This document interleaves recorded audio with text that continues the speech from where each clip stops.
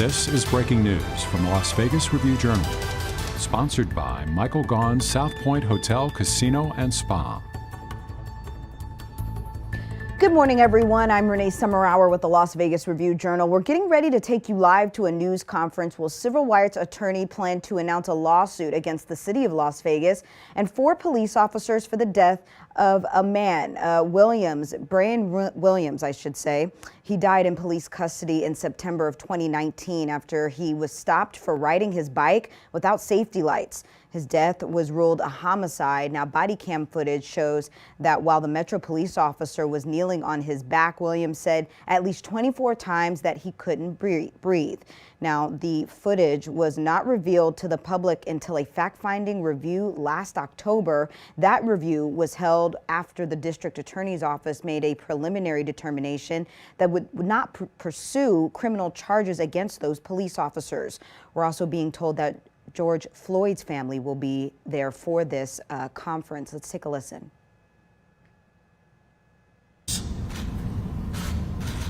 Also, we have some great younger lawyers working with us on this important case here in Nevada. That is Byron Williams and N. Fallon. Is Nicolette here? Okay. And certainly to Cliff Jones and Arthur Reed, who are our investigative paralegals. And then we have the family of Byron Williams, who are natives here to the state of Nevada. And you're going to hear from his niece, Tina Acree, who is just got home from serving our country in the Navy. Marcia Wells, who is also a niece. Robin Williams, one of his sisters, and Tina Lewis Stevenson, who is one of his sisters. Also, we are grateful for the presence of 2 young men that you all have come to know in America who did not think it robbery to also come stand here in solidarity with Byron Williams' family, and that is the brother of George Floyd, Philonise Floyd, as well as the nephew of George Floyd, Brandon Williams, who will speak after the family. It's very important that they are here to show unity and solidarity so that we can overcome this pattern and practice of police excessive use of force and implicit bias, like we saw Attorney Rabanucci in Minneapolis, Minnesota, when they kept their knee on George Floyd's neck for 9 minutes and 29 seconds. And he said, "I can't breathe," 28 times. Well, we saw similar indifference and inhumanity here in the state of Nevada, in the city of Las Vegas, when Byron Williams was detained by the police and said that "I can't breathe" 24 times. And just like they gave George Floyd no consideration, no professionalism, and no humanity, they did the same exact thing to Byron Williams. And that's why this legal team here is coming before you today, almost 2 years later, to say that a lie won't live forever. And we're going to expose this lie, because Byron Williams should not have been killed by the police for riding a bicycle while black. Riding a bicycle while black.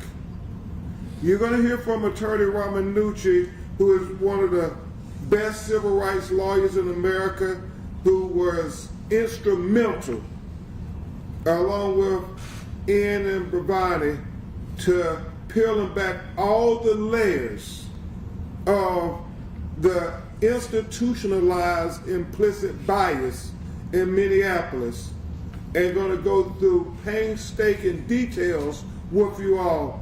And Ken, I know the details sometimes are lost when people aren't paying attention, and maybe that's why Attorney McDowell, this case has lingered for 2 years.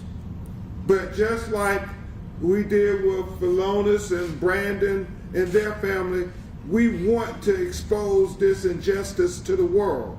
And we're going to need the help of you all covering this story, because if we don't do something, there will be another Byron Williams. There will be another George Floyd. The fact that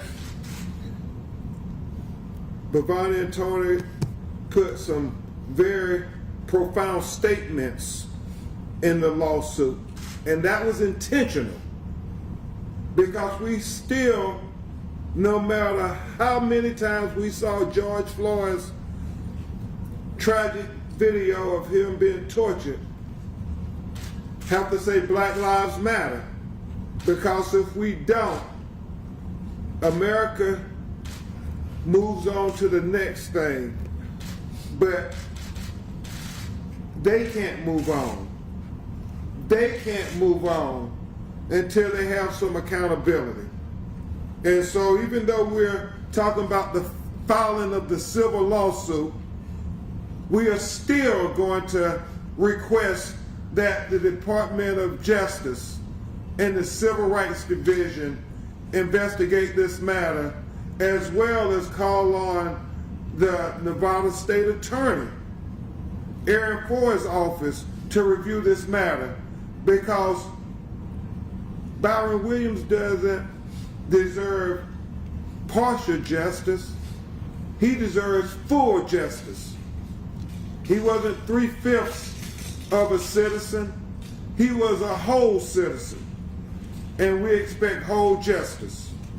And that's why I'm very proud to stand with a man who,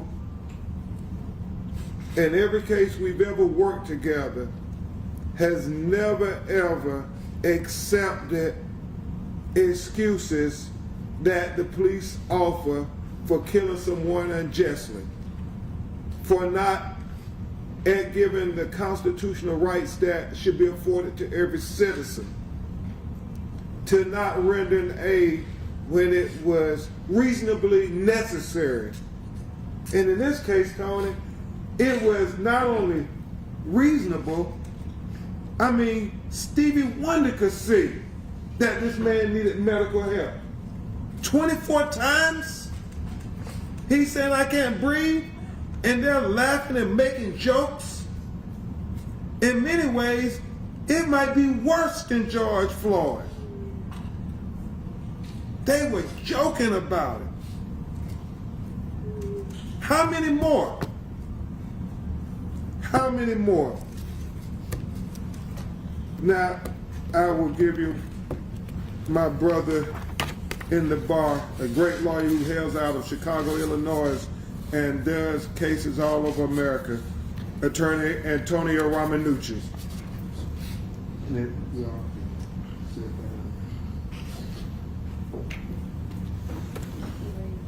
Good morning, everyone. As Ben said, my name is Tony Romanucci, and you know what you're witnessing here today, first of all, is honestly is the voice of America. There is nobody that is absolutely better than bringing voice to those who need it most than Ben Crump. And I'm so honored to be co-counsel with him on the Byron Williams case, and standing with his family today. When I think about Byron Williams, and when you think about when this happened, he would have had no voice had George Floyd not been killed. Had George Floyd not been murdered, had he not been tortured for 9 minutes and 29 seconds, had Darnella Frazier not videotaped George Floyd being murdered, these voices like Byron Williams across the country and the hundreds and hundreds before him, their voices would have been silenced forever. We can't do that anymore, folks. We cannot silence people's voices. We need the transparency. The Las Vegas Police Department committed an atrocious act to cover up what happened here. They turned off their body-worn cameras, not for a minute, not for 2 minutes, but for over 10 minutes. Well, why did they do that? Well, certainly there were conversations going on. There were discussions going on. There was, thank you, there was an agreement as to what the narrative should be. And that's what America cannot accept any longer. We cannot accept the narrative of the police anymore. This is the narrative that we have to accept. The narrative of those, the ones who suffer. Brandon Williams wearing his uncle's picture around his neck faithfully every single day. Philonis Floyd crisscrossing the country, trying to bring voice to the voiceless. Tina and Marcia today representing the estate, making sure that we do this and making sure that we get accountability and that we get transparency. Someone answer the question rhetorically. Had that been a white person riding a bicycle through that gas station, would they have been hunted? Would they have been chased? Would they have been thrown off their bicycle? Would they have been put in the prone position? Would they have had knees on their head, knees on their neck? Would they have been choked to death? Would they have had the life squeezed out of them? I can give you the answer. No. And that's the custom, practice, and policy of the Las Vegas Police Department. The targeting of black people, the hunting of them, and then ultimately the execution. And you'll read in our complaint, we give you a lot of statistics about the disproportionality that the Las Vegas Police Department has when it comes to not only the arrest, but the shootings of black people versus white people. And those are the customs, practices, and policies that we will expose, and that we will make sure that when we leave Las Vegas, after we get justice for Byron Williams, that there is change. And not only change, fundamental change, change that we know that will make this community even better.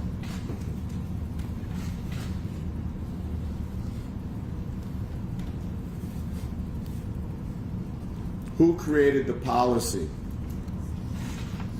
Who taught the policy? Who created the culture that when someone is dying, that you dehumanize them by stating that he has incarceritis, that he's faking, that Byron was faking his I can't breathe because he has incarceritis. What Byron was suffering from was the Las Vegas Police Department's culture. That's what he suffered from. He was unarmed. He didn't pose a threat, but yet he was killed. So thank you, ladies and gentlemen. That's why we are here, and we will ensure that this family receives its justice, its day, and its time, and that we will give you the evidence to prove what we say in our lawsuit. I'm thankful to Bhavani and Ian, Patrick. I'm not sure where you went. There, you're right there, Patrick. Thank you. And of course, the Floyd family, who yesterday I spoke new words about them. I've been embedded with them for 13 months, literally. We've been at war. We've been at war for 13 months, and as you can see, they're not going to stop the war, because these are all tiny little battles. But until the George Floyd Police Reform Bill gets signed in Washington, D.C., until that Senate decides that there needs to be institutional accountability and transparency, gentlemen, we're not done. Oh, I now introduce Byron Williams. Byron's going to talk to you more about the specifics of the case. She's going to give you details about how this all happened, how this event transpired. Thank you, Tony. Just going forward, anyone who speaks, please give them your name, spell it for them. And for anyone who needs it, Benjamin Crump, Benjamin, Crump, Crump, Antonio Romanucci, see if I can do this without looking, Antonio Romanucci. My name is Bhavani Ravindran, Bhavani So anyone enjoy writing down those 27 letters. I'm just going to talk for a moment about this complaint. Byron Williams mattered. Every one of these people here has been changed for the rest of their life because of this incident. The complaint was filed yesterday on July 14th, 2021 in the District Court of Nevada. It is multiple counts, including a 1983 claim for a violation of Fourth Amendment rights and excessive force, and a 14th Amendment claim for deliberate indifference to a serious medical need. Byron Williams was riding a bike and pulled over for not having a light on the bike. It was right around 5:48 a.m. and dawn was breaking. There was light. Byron Williams was not told he was under arrest. Officers yelled epithets out the window and asked him to stop. He continued to ride his bike. Officers pursued in a vehicle. Eventually, they left the vehicle when Byron Williams left his bike. They continued to pursue him on foot. He climbed over fences into a condo area. The officers continued to chase, and then he lay down. He stopped moving. He went face down on the ground in a prone position. And officers, despite the fact that he had surrendered and posed no threat, with no reason to believe he was doing anything illegal beyond riding a bike, put pressure on his head, neck, and between his shoulder blades, moved knees down to his back, lower back, moved knees onto his buttocks, and applied pressure. Immediately upon surrendering, Byron Williams began to state that he was having trouble breathing. He continued to notify officers of this. There's video footage that we have not been able to obtain at this time. There were at least 10 minutes where there is no video footage. But what we did see officers do is put pressure on Byron Williams' head, neck, shoulder blades, and buttocks. They then proceeded to drag him from the scene where he first surrendered. His shoes were falling off. His head was down on his chest, chin to chest. He was clearly losing consciousness at that point. Officers eventually called for an ambulance, but they did not place Byron Williams in a recovery position for at least 15 minutes that we can tell at this point. We are missing video footage. There was a fact finding where many of these facts were discovered at that time. The family has not been given access to the raw video data. We believe that that will be made available to us now that the suit has been filed. Officers continue to hold Byron, well, let me start over with that. Officers pulled Byron Williams around the corner of a building and laid him down again in a prone position. After several minutes, he was turned into a recovery position, but officers did not check his pulse for another few minutes. Once they checked his pulse, there was some discussion about his inability to breathe. During the entirety of this time, we hear rude remarks and jokes being made by officers. There's footage of officers high-fiving. And not until the EMTs arrived and specifically requested officers to provide medical aid do we see any officer take a step to do CPR. Byron Williams was pronounced dead at 7:41 a.m. Thank you.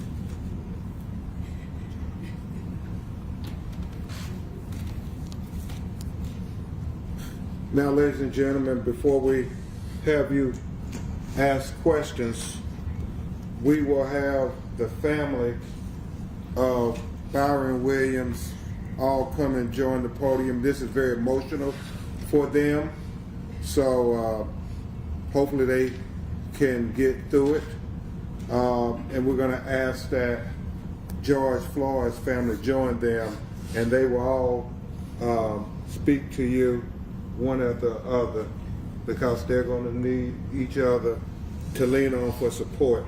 So we'll have Miss Tina Acre, Miss Marcia Wells, thank you, Attorney Ramanucci, Miss Robin Williams, Miss Tina Lewis Stevenson, Mr. Philonus Floyd, and Mr. Brandon Floyd all come and join us at the podium. It was very important as Attorney Ramanucci and I discussed this tragedy with his family that the medical examiner ruled it a homicide and that police actions contributed. While there were no charges, this family continues to be baffled.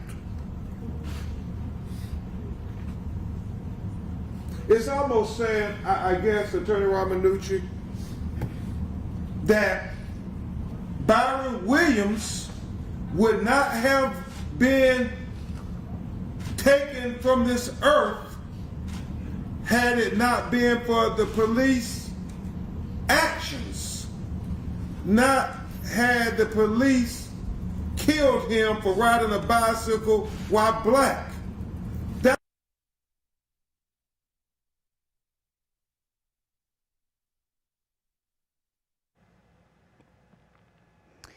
All right, it looks like we lost the signal as civil rights attorney Benjamin Crump talks about Byron Williams, the man who they believe was killed at the hands of police during a stop while he was riding his bike. We will continue to cover this news conference and to see if we can get a signal back up as they continue. At this point, they will be asking the public for questioning if they have any whatsoever after they have announced what charges they will be given or what charges they are trying to pursue in order to make this case justified in the family's behalf. They also talked about how members of George Floyd's family is there as well. Now, the review also found, as we continue to talk about this review, also found that the officers turned off their body cameras as they waited for medical assistance. Byron Williams' family said that they didn't release footage, or they said they unreleased footage that shows officers laughing and high-fiving as they dragged his limp body to the police car. Again, this is all a part of the review. And the medical examiner who performed Williams' autopsy, as Mr. Benjamin Crump said, it died of a combination of causes, including methamphetamine overdose and prone restraint used by officers. Fact-finding reviews are held when the district attorney's office, the Clark County District Attorney's Office, makes a preliminary decision not to pursue criminal charges after a deadly police shooting or death in police custody. We should note that since fact-finding reviews were adopted by Clark County Ordinance in 2013, not a single preliminary determination has been overturned following a review, and only one police officer has been charged in connection with the death. We should also note that after Williams' death, the Metropolitan Police Department changed some of its policies. For example, it removed a type of chokehold called the lateral vascular neck restraint from its list of approved techniques from subduing people, and officers are now required to intervene if a colleague is acting inappropriately.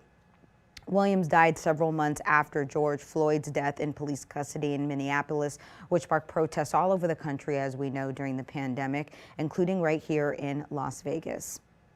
And again, this press conference taking place as civil rights attorney Benjamin Crump is there with members of George Floyd's family, along with Byron Williams' family. Right now, you're taking a look at the video that was released to the public. And again, a lot of the family saying that there were a lot of redactions in this video, a lot of things that weren't seen, including officers high-fiving and laughing amongst each other once they believe that they caught the suspect after chasing after him. And these are things that the family wants exposed. And obviously they are looking for some justice here. We are still trying to get the feedback as they are saying their last remarks and wanting the media who is there right now to be able to ask questions in regards to what the next move is, if charges will eventually be filed. At this time, we don't know, but we've heard from the attorney, and we've heard from, we haven't heard from any family members at this time, but we may in fact hear from them as soon as we're able to get the signal back. If you were just joining us, we are trying to go back live to a press conference where civil rights attorney Benjamin Crump is there with the family of the man you see on the ground there, Byron Williams, who they believe died at the hands of police in September of 2019. It looks like the signal is back. This family through the 20 months of the probate case for Mr. Byron Williams.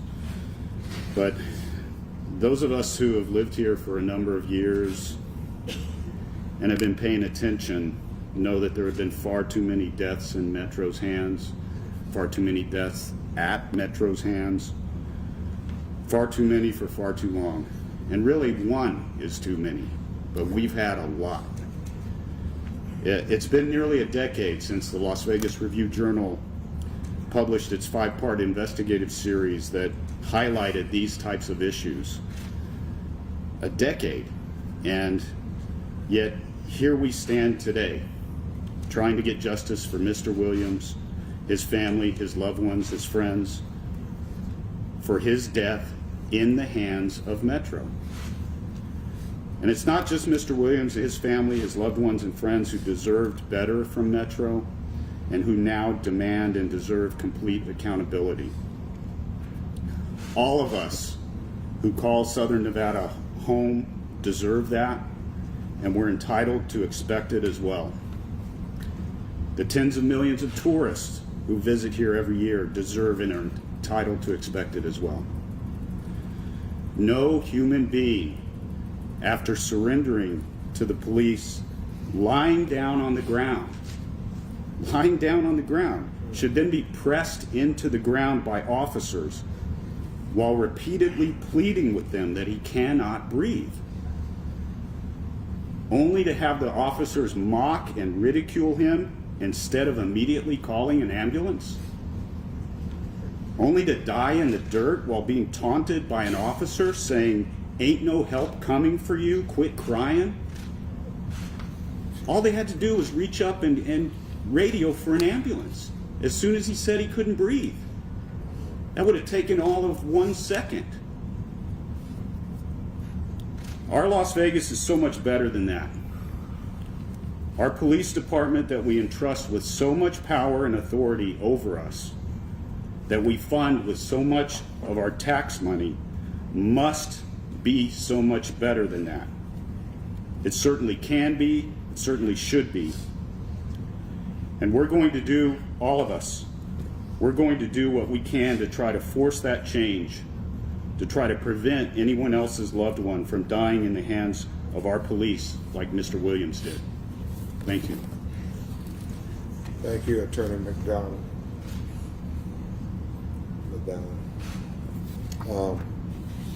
Marcia, you think you can? You may want to take your mask down. Miss Marcia Wells, his niece is going to try. Good morning, I'm Marcia. Just take this down. Good morning, I am Marcia Wells, one of Byron Williams' nieces. I am saddened, hurt, disgusted, and haunted more outraged that the Las Vegas Metro Police Department treated a human being, my uncle, Byron Williams. It will be haunted from September the 5th of 2019 by the words that Byron Williams faintly shouted, "I cannot breathe," over 20 times. I am outraged that the police that took an oath to protect and serve our community has let our family down that we have looked up to for many years for protection. And all I need and all I want and all our family wants is transparency. And we want justice for our uncle. Justice. for the Floyd family is where we want.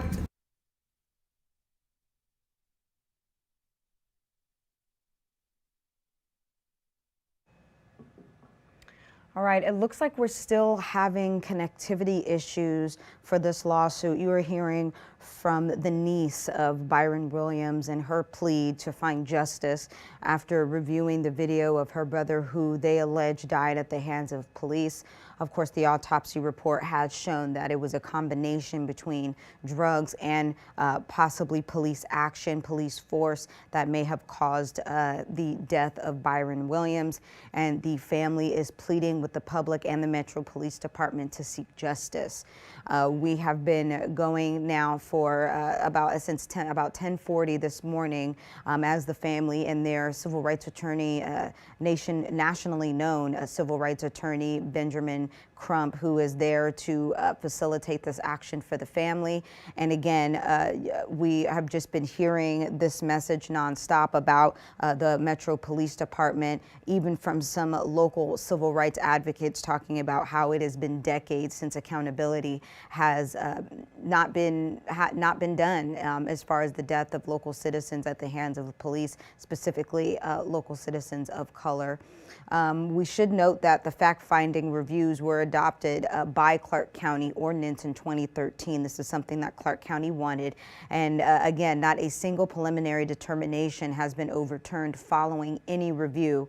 We've had a couple here that we have gone live on again, and those resulted again in no overturned following any type of any type of review that we have done here, that we have presented to you here at the Las Vegas Review-Journal. They also noted some of our investigations that we have reported about from many of our reporters here at the Las Vegas Review-Journal regarding crimes and police activity.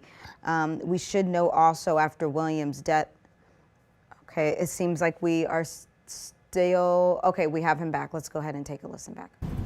An aunt, an uncle, a father, a cousin. Imagine getting that phone call. That's what we're living with every day. And then basically being told,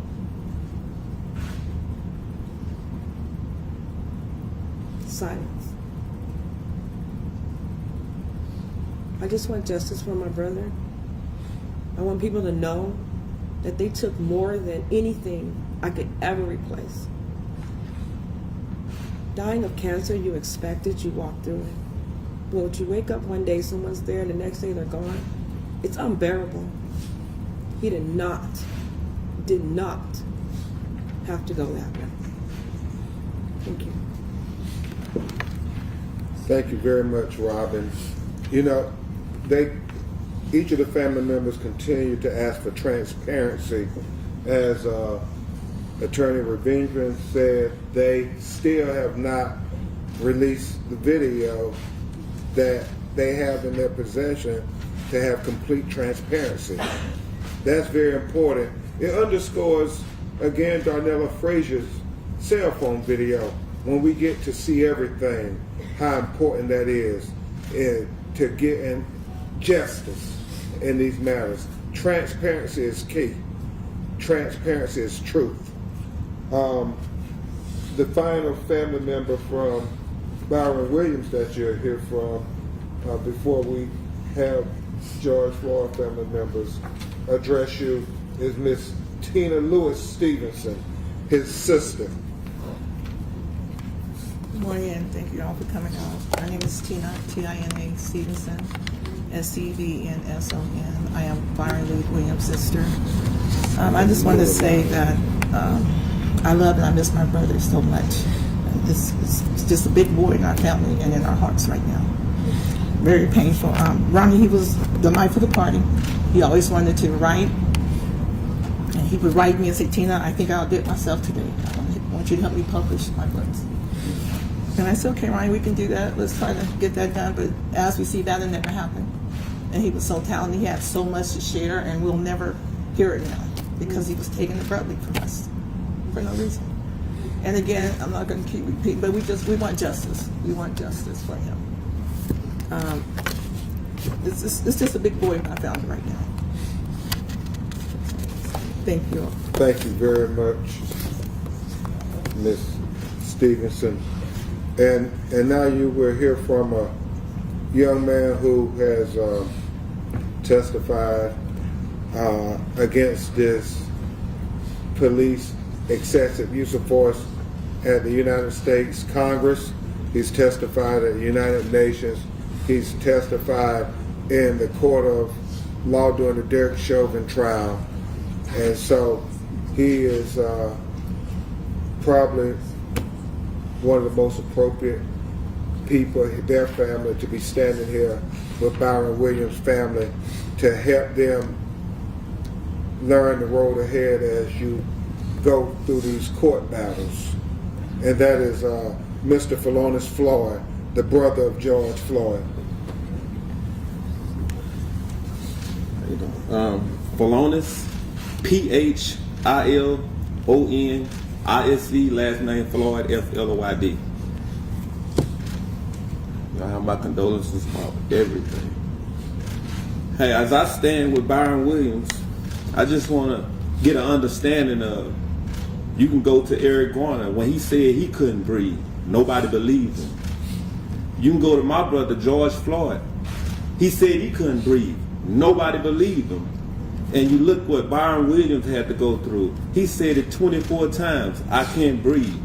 And the police officers, they didn't care. Police brutality is real. And the dead cannot speak up for themselves. So it's our duty to do so for them. Amen. So, just because you are the law, you are not above the law. People walk these streets in fear of their life every day. And as a young black man growing up in an environment with police officers everywhere, I realized that sometimes people don't care for you like your family does and your mother does, because her son should still be here. Their uncle, he should still be here. His life matters. All our lives matter. Matter of fact, we matter. Everybody here. The things that I'm going through and I'm feeling in my head, I can't breathe. That could have been me. That could have been Benjamin, Attorney Benjamin. That could have been my nephew. That could have been Attorney Tony Romanucci. Anybody. It doesn't matter who you are. It was a young cat in Arkansas, Hunter. He was killed, and he was Caucasian. We need to get this George Floyd Policing Act passed. Yes. Pronto. Because it's blood on that bill. Byron is on that bill. Everybody is on that bill. The no chokehold law has to be passed automatically with everything else on that bill, because we don't want a watered down bill. We're living in a world where we are living on soaked ground because blood is everywhere around us now. Every state is somebody dying, and they're not dying of natural causes. They're dying because police officers are constantly killing these people for no reason. I want to see my family members make it home just like everybody else. So we're going to always stand up and speak out. And Byron Williams, I will be with you, and you will be in my heart, because you are somebody who should stand up now, and everybody should be focused on Byron Williams, George Floyd, Eric Garner, Breonna Taylor. I can just keep naming them, because every day is somebody else being killed every day. Oh, Lord. It's a time for change, and that time is now. So Congress, I'm talking to you. It's up to you all to change this narrative, because we can't paint the picture no better and not even more clear, because you all have it in you all's palms right now. So for us to stand here every day and say the same thing and nothing is getting accomplished, it's a problem. And that problem is here in America.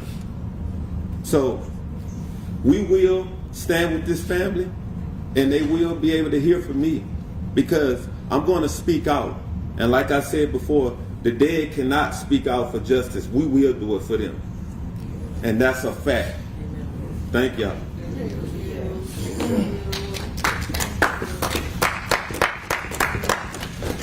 Very well said, Philonis. Now we will hear, finally, before we get to your questions, George Floyd's nephew, who was like a son to him, Brandon Williams. Good morning. Brandon Williams, B-R-A-N-D-O-N, Williams, W-I-L-L-I-A-M-S. You can feel the energy, you can feel the emotion in this room. And as I look to my left and I see his family, I have no choice but to feel for them and hurt for him, because I remember when we were sitting in that exact position, and it hurts, it's hard, it's a lot of long days ahead. I just want to tell y'all that I'm sorry for y'all loss. I can't say that I feel y'all pain, but I've been in a similar situation, and I want y'all to lean on each other, pray with each other, and love on each other as much as y'all can. If our family can be here in any way, we're here, we're a phone call away. You know, as you look over there and just feel their pain and see them crying and grieving, you have no choice but to think about George Floyd, because the situations are similar in so many ways. Byron Williams said that he couldn't breathe 24 times. George said that he couldn't breathe nearly 30 times. But yet, no medical attention was given. The police had no remorse, no humanity, no empathy, anything. Continued to kneel on George's neck for 9 minutes and 29 seconds. Just think about that. They knew that he didn't have a pulse. Instead of just raising up, getting medical attention, they continued to kneel on him. So that raises a question to me. Is it bad police training? Or are they purposely using excessive force on black men and black women? Either way, it's a problem. If it's bad police training, we need to start from the top and work our way down to the bottom to get better training. But if they're purposely using excessive force, we need them out of here and in jail where they belong. Something has to change. My next question is, what can we do while being black in America? Breonna Taylor proved, and Botham Jean proved, that you can't sleep in the privacy of your own home while being black. Ahmaud Arbery proved that you can't jog while being black. Byron Williams proved that you can't ride your bicycle while being black. And just in Minneapolis, while we were awaiting the trial of Derek Chauvin for murdering George Floyd, Dante Wright proved that you can't drive while being black. Wow. If you're in any kind of leadership position and you don't see the problem that's going on in America right now, you're a part of the problem. Wow. Dylan Roof went in the church and killed several people.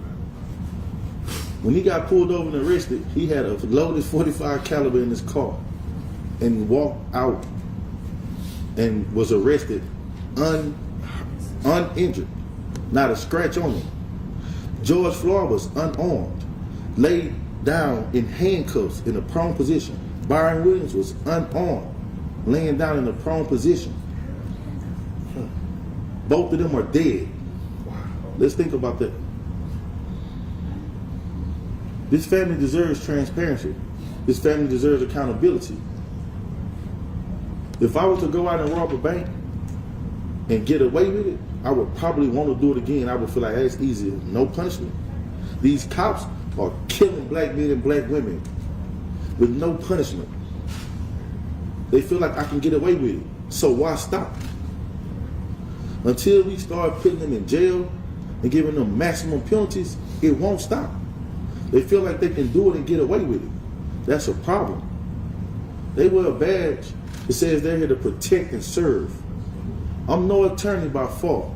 I do spend a lot of time with Tony and Ben. In your custody means in your care. Why aren't we getting treated as such? So until we get treated as if our lives matter, until we get treated like we can drive while being black or jog while being black, you're going to see us everywhere. This fight is much bigger than us. We won't stop, because there's no way I should be close with families who've lost family members at the hands of police brutality and excessive force. Before I got up here, I just got a text from Kenneth Walker, the boyfriend of Breonna Taylor, telling me that he's in Houston. I'm on the road, but yet I'm so close to him, he's letting me know that he's in Houston because he wants to spend time with me. Let's think about that. I've never been to Kentucky a day in my life until George Floyd was murdered and Breonna Taylor's story made headlines. In 1 year, we're that close. I've met families of countless names. We shouldn't keep adding to that list of names. Something has to change. Today is the day that we let Congress know to pass the George Floyd Justice and Policing Act. If you aren't part of that problem, you will do everything you can to pass that bill. And if you don't, we know that you are part of the problem and you support what's going on. So again, to this family, I'm sorry. Y'all in my prayers. Thank y'all.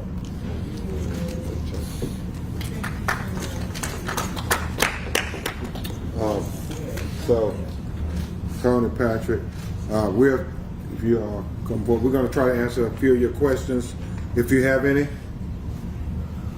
Yes, sir. Mr. Crump, when and how did this case come to your attention, and how did you, or why did you decide to take it on? Certainly.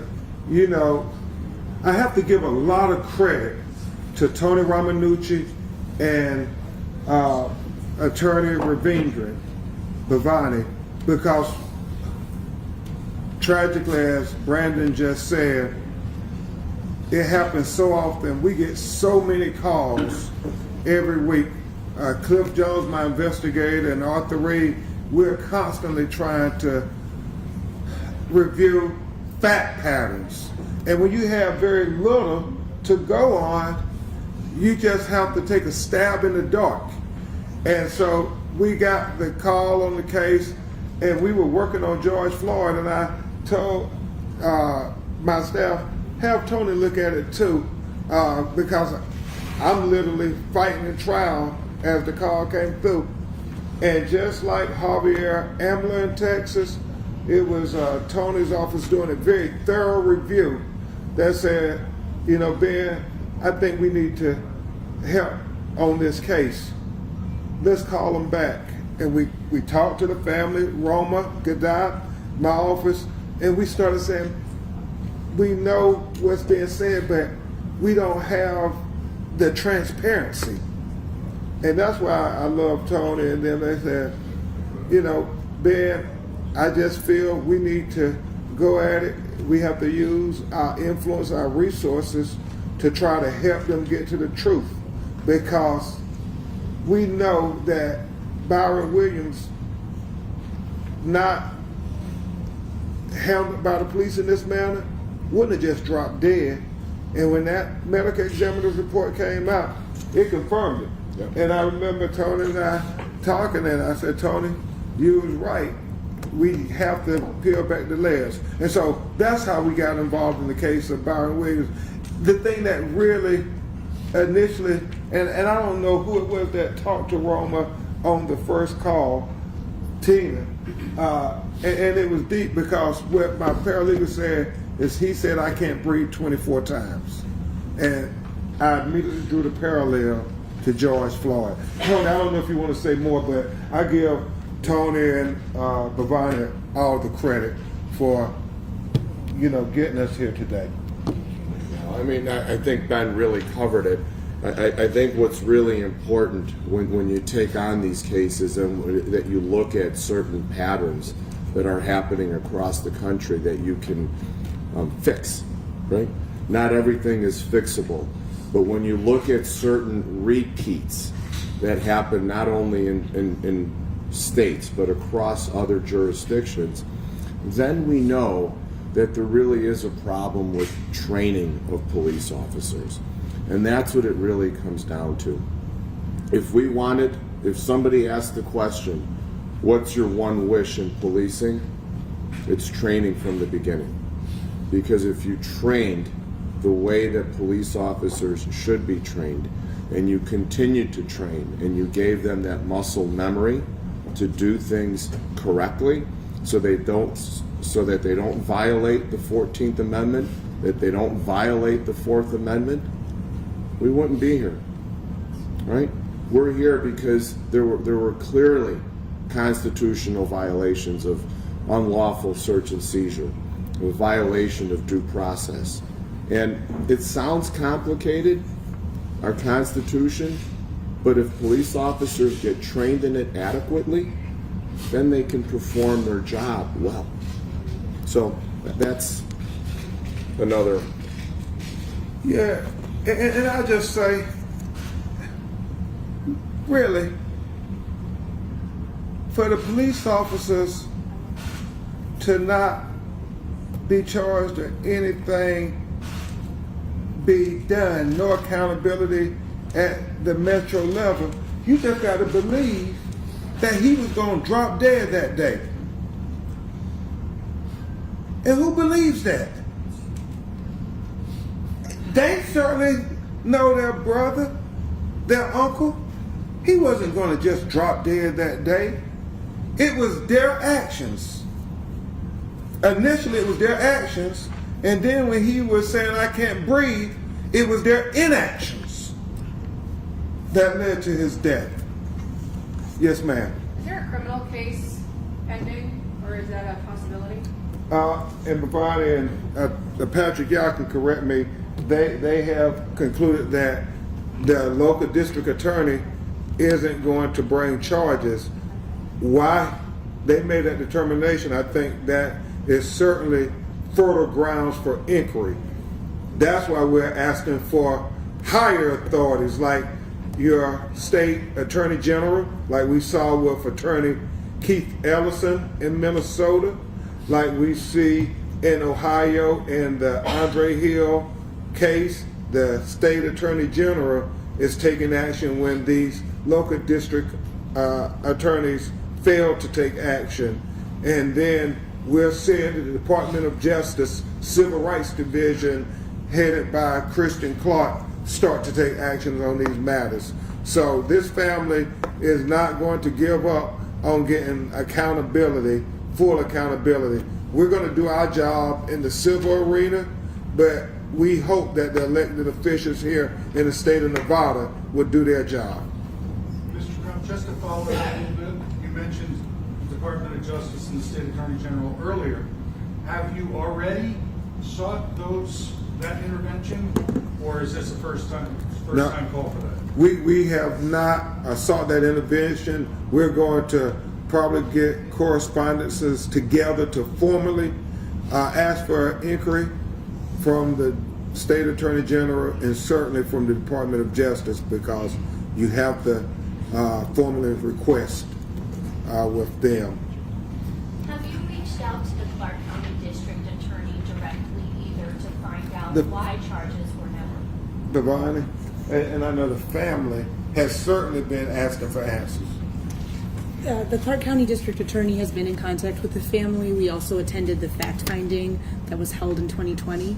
So there has been some information disseminated. It's why we indicated we don't have the full videos in our possession. There's still redacted videos that we saw. There's still information we do not have. But the office has been receptive to communication with the family. There's just been, for whatever reason, not providing that information over entirely. Have they closed their investigation? The investigation was closed, the fact-finding was closed. That information is also contained in the complaint, so I would just refer you to that, so that would be a little easier. I just want to clarify one thing. I had said that the time of death was 7:41, it's actually 6:41, in case anyone wrote that down. And that's why we have Bhavani. She makes Tony and I look good and make sure we dot every I and cross every T. That's a question to ask the Clark County District Attorney. Why aren't you charging them with something, since the medical examiner said it was a homicide? We know if Brandon or Philonis would have did that, they would be charged.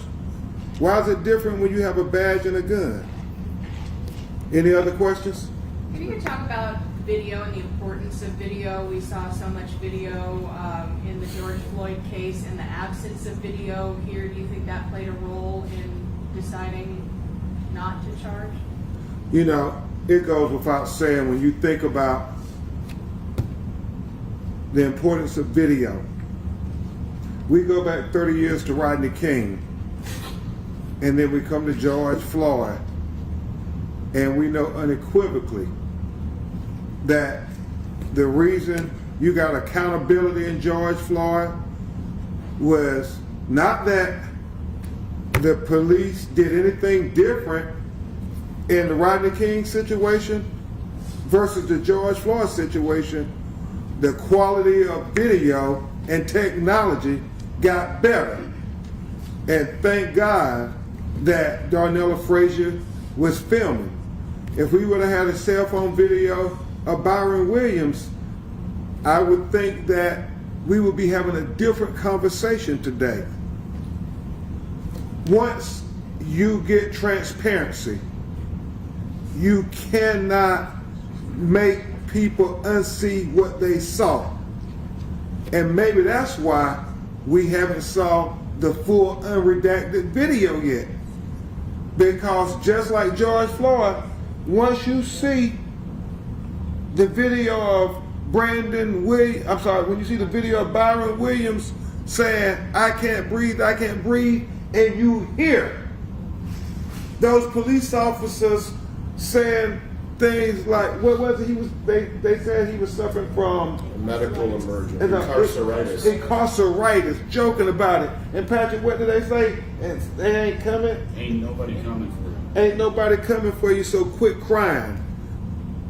Do you think if there was a cell phone video of that was captured on the day that they did this to Byron Williams, that it wouldn't have went viral, and that you wouldn't have people marching every day in Clark County, Nevada, like they were in Minneapolis, Minnesota? That's how important video is. It is a game changer.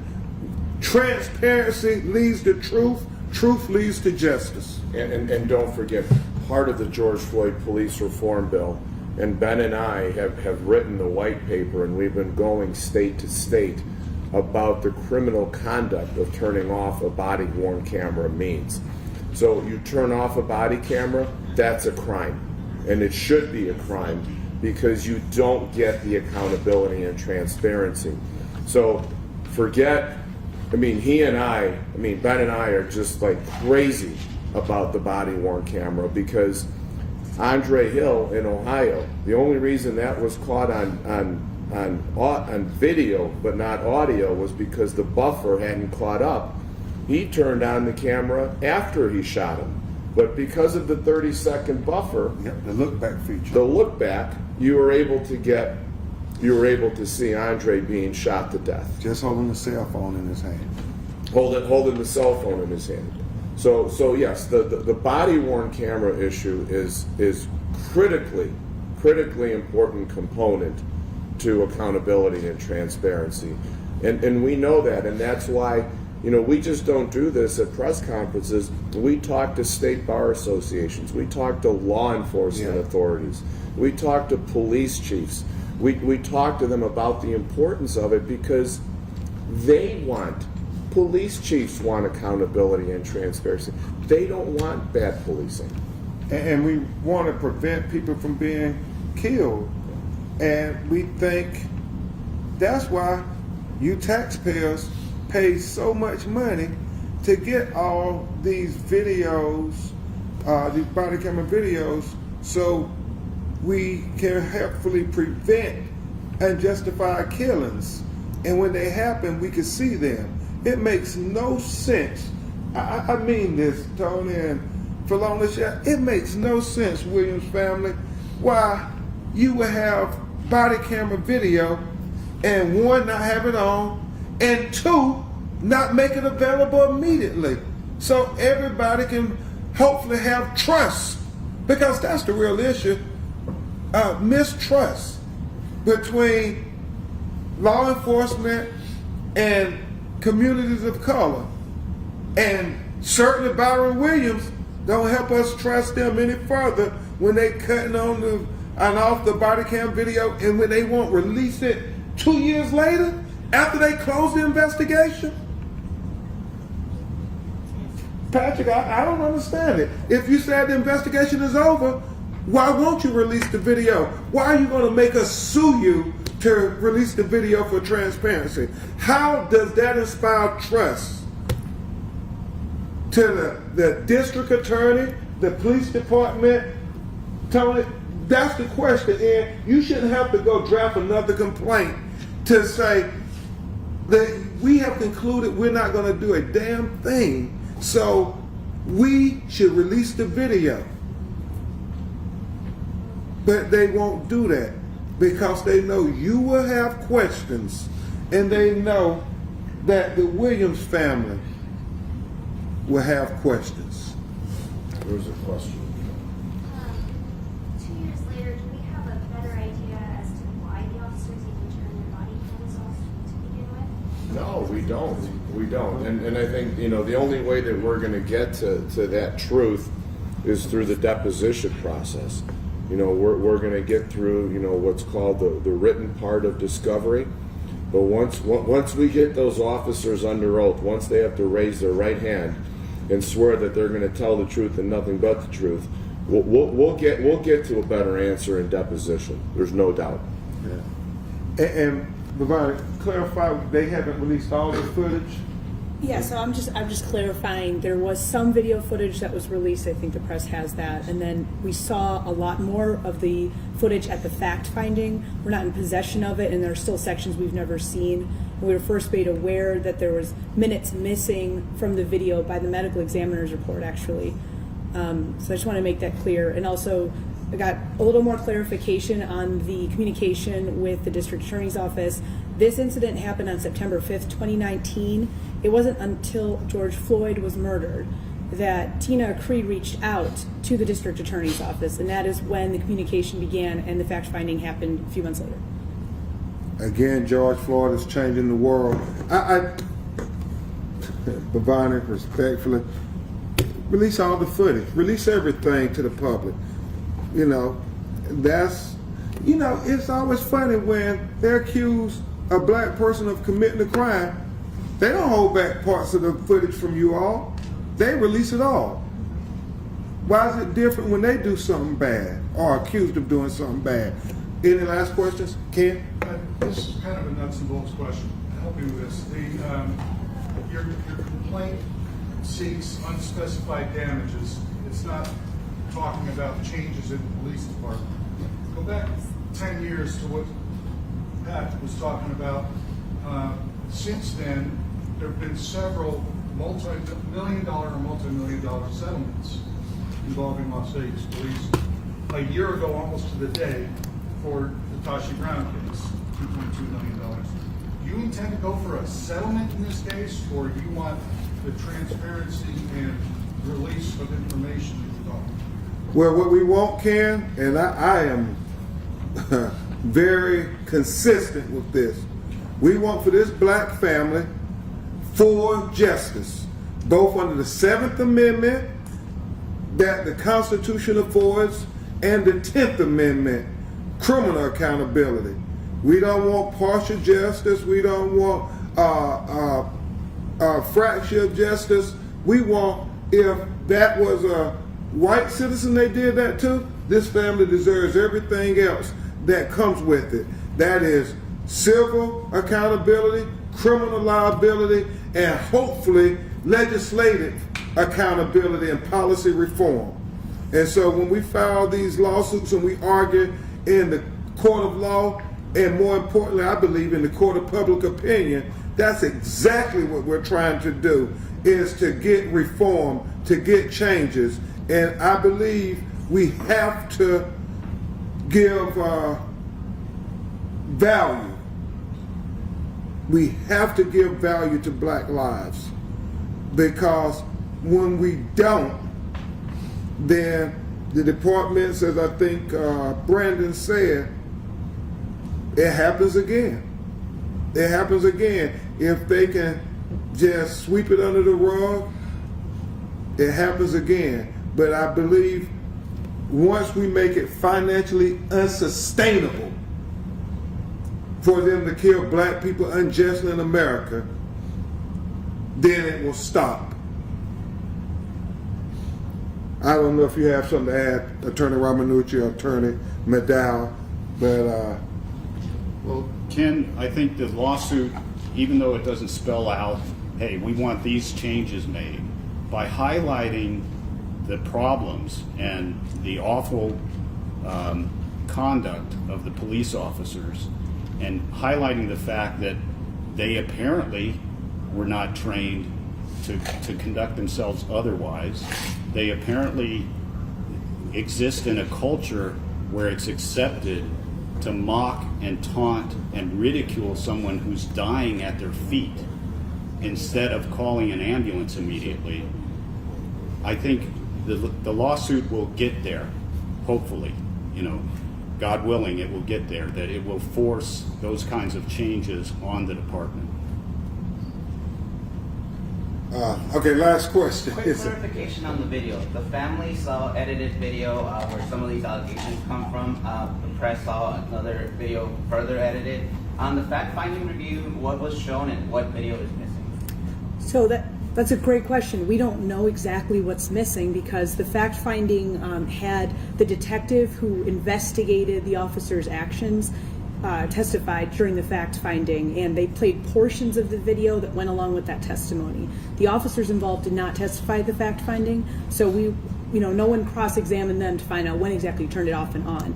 We have some information on that from the police reports and the detectives' reports themselves, but again, it's not clear what minutes are missing from all of them, but we do know that there's footage of the first positional restraint, and then there's footage of Ronnie being dragged, and then footage cuts out for a while. We see him again and he is prone, and all of the officers' videos need to be lined up so we can see exactly what's missing and whose video is missing.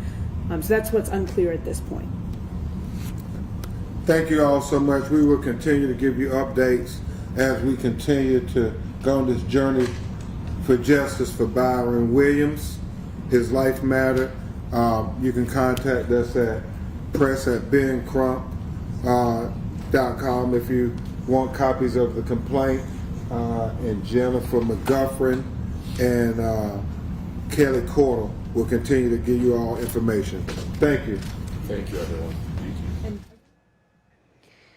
Well, you just heard from civil rights attorneys announcing a lawsuit against the city of Las Vegas and 4 officers in the 2019 death of Byron Williams in police custody.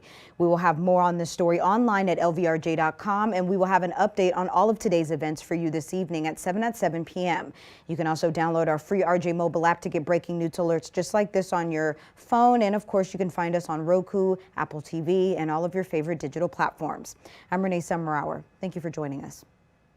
You've been watching breaking news from the Las Vegas Review-Journal, sponsored by Michael Gaughan's South Point Hotel, Casino, and Spa.